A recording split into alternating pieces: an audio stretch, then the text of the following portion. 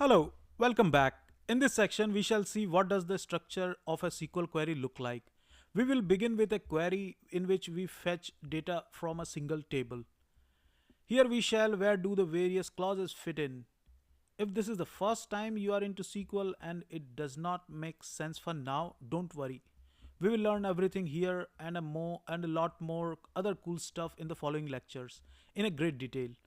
This is a kind of exhaustive list. Not all the clauses present here will appear in all of the queries. You will learn what each of these clauses do and when and where to use them.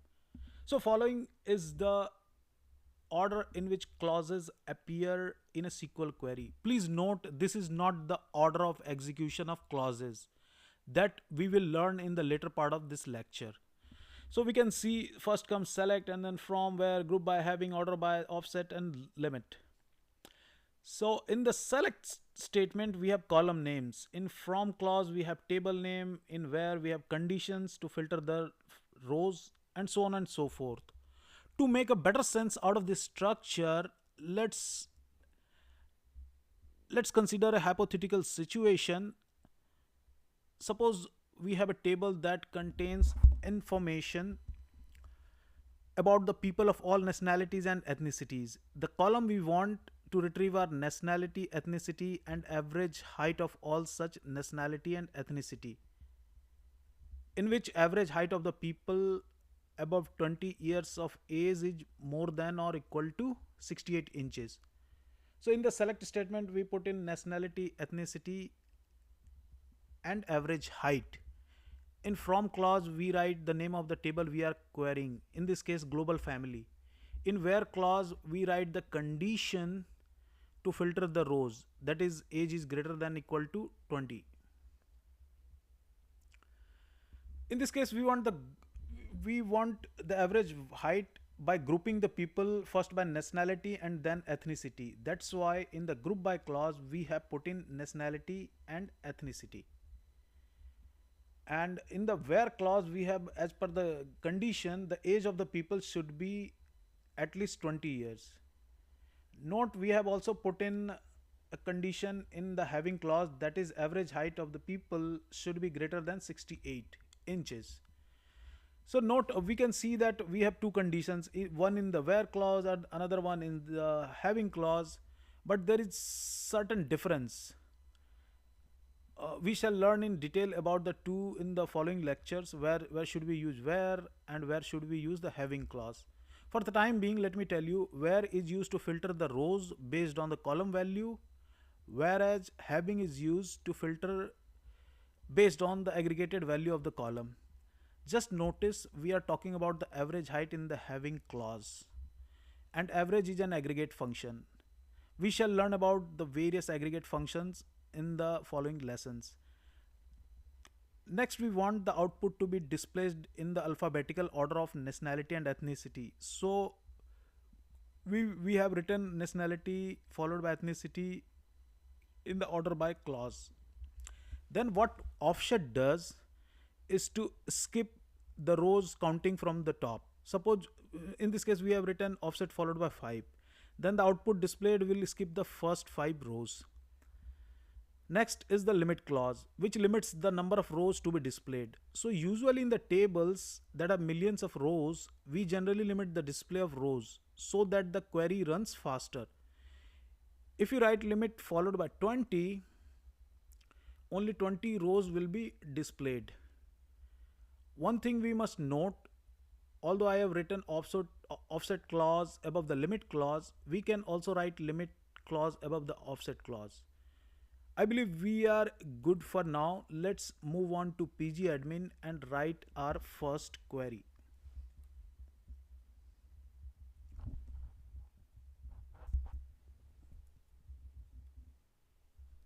So, like in any programming language, the first thing we learn is to print hello world. Akin to that, in SQL is select asterisk from the table name. In this case, we shall query the table faculty and we will get all the rows.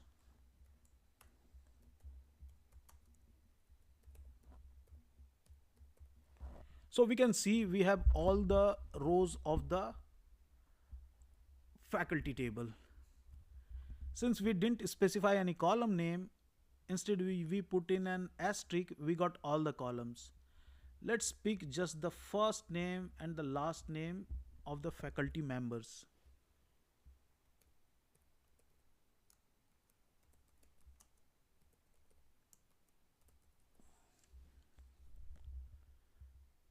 Here we go. Yes.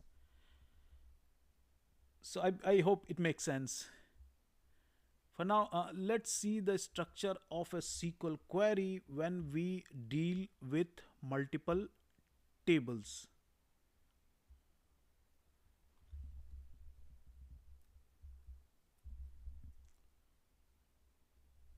So in this case, we can see the only additions are join clause and on clause.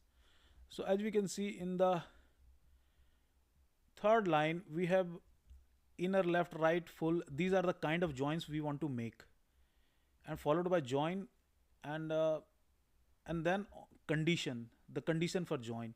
So what we need to specify when we are joining multiple tables is the kind of join we want to make between the tables, and what should be the condition of join for the tables. So, and rest of the stuffs remains same as it is for the single table. So actually when we join the two tables, so it behave like a single table, and then everything remains same. We shall learn about the various kinds of joins in the subsequent lectures. Before we move on to the next lecture, let's have a look at the order of execution of clauses. So you can see here, first of all, from is executed, then where, group by, having, select, distinct, order by, and then offset, limit. So in the select statement, we usually write the column names, and sometimes we even give a nickname to the column using aliases so as to make better sense of the column name.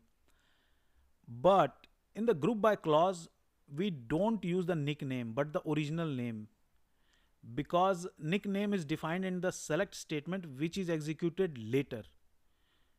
So the SQL server does not understand the nickname. So it just understand the column name as it is given in the table.